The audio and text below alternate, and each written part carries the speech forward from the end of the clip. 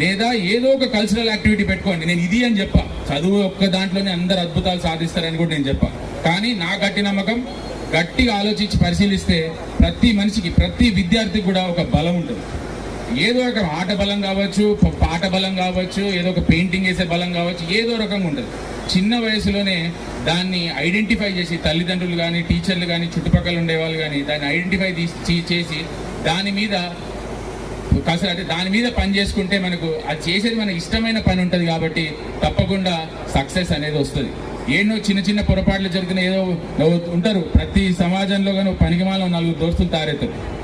ఆడోడు guarantee ఉంటాడు. ఎవరినోడిని తీసుకొని పోయి ఏదో రకంగా బలంతమా, వీనికి ఇంత గంజా ఇద్దామా, వీనికి ఇంత మత్తు పదార్థాలు ఇద్దామా, ఏదో రకంగా ఇచ్చే కార్యక్రమం చేస్తూ ఉంటారు.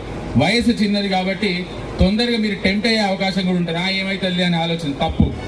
ఏమైతుంది అనే ఆలోచనతో ఏ చిన్న పొరపాటు